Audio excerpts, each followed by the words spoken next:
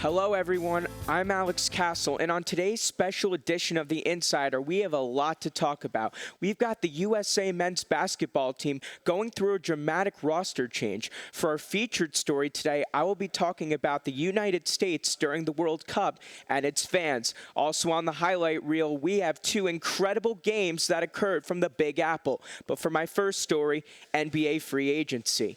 NBA free agency is always exciting for fans, but this free agency has been more than exciting. It's been entertaining. Two of the biggest names were up for grabs. It was a race to get Carmelo Anthony and LeBron James from the start. After weeks of speculation, decisions were made. LeBron would come home to where it all began and sign with Cleveland, unlike teammate Chris Bosh, who returned to Miami and took the big deal. As for Carmelo Anthony, he returned to the Big Apple for the big contract. Speaking of Carmelo Anthony, the Knicks were hosting the Bobcats tonight. Melo ready to go. And here we go. Melo, one-handed. He's throwing down the one-handed dunk. That would be 2 of his 20 points in the first quarter. Melo making a move, and that was nothing but net. A sweet move. He would have 17 in the second. Melo before half throws up a prayer, and he gets it. He would end with 37 points at the half. A great start. Melo continue would be hot. He hits the three, and he gets it. The fans can't believe it. His bench can't believe it. He's on fire trying to surpass Bernard King's record. Melo going up for the layup. He gets it, and a sweet move off of Sessions. He's still on fire. Melo looking to go for a great finish. Gets past 2 defenders, and it kisses the glass, and he gets it. Carmelo Anthony indeed surpasses Bernard King's record with 62 points. The final score, the Knicks 125, the Bobcats 96. A great game for Knicks fans. The USA basketball team is always entertaining to watch, seeing all the stars of the league shine together, representing our country. But what if 4 important stars weren't playing? That's what's happening this summer. Kevin Love, Carmelo Anthony, LeBron James, and most recently Blake Griffin have announced they will not be participating this summer. Yes, one might say you still have a great backcourt with guys like Rose and Curry, but the team will still be affected without these 4 stars who are big, not representing our country. Switching over to football now, the Giants and the Packers. And Coughlin going over some discussions with his coach.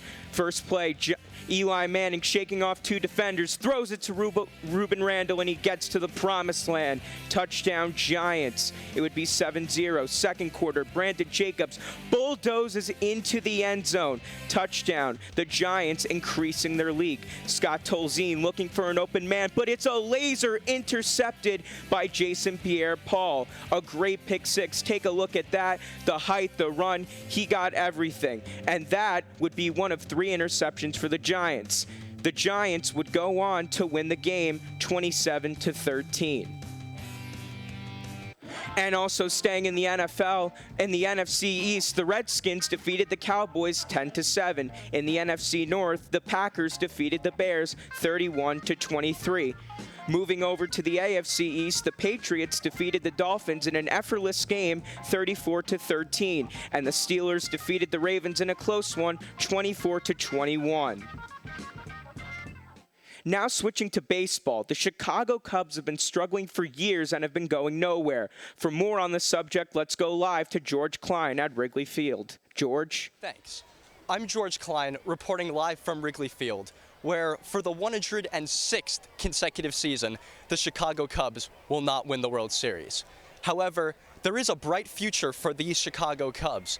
They have 6 prospects in Major League Baseball's top 50, including star third baseman Chris Bryant, who's hitting .340 with 33 home runs and 87 RBIs. He was named the organization's Minor League Player of the Year. That's all the time I have. Let's send it back to the studio.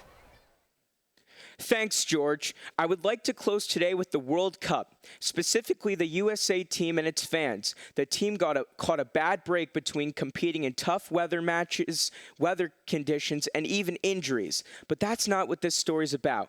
This is about the fans. The USA team's final record was 1-2-1, which is not great. Yet the fans' enthusiasm never died. After beating Ghana 2-1, the enthusiasm went to a new level. USA had a lead in its second game down to the final wire when Portugal tied the game.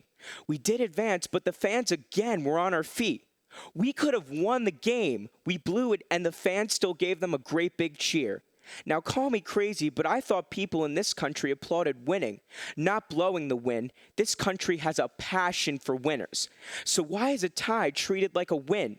Another loss and now the same reaction? Which goes to show our citizens are still loyal to our country and not into the outcome of soccer games. That's the latest info with sports. Stay tuned for more on the homecoming of LeBron James and more on the Kevin Love trade rumors. I'm Alex Kassel, and from all of us here at MSG Varsity, we thank you for watching The Insider. Don't forget tomorrow, NBA Commissioner Adam Silver stops by to talk.